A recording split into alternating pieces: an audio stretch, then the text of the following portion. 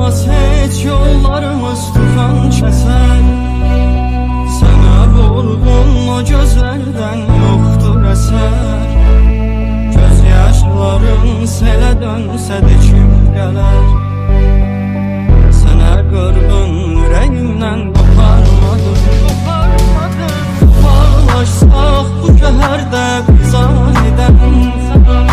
Çıksar onda xatireler göz önünden.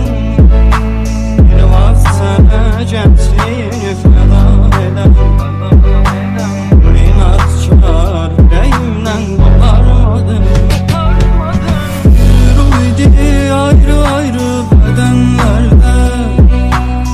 Tez geldi çattı hicran ömrümüze.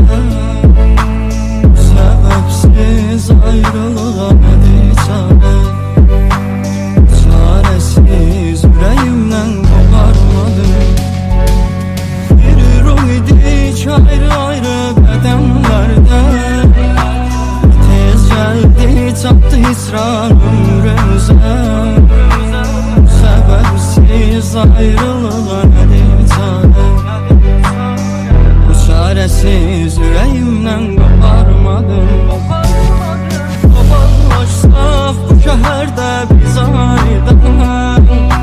Geçer onda xatireler göz önünden.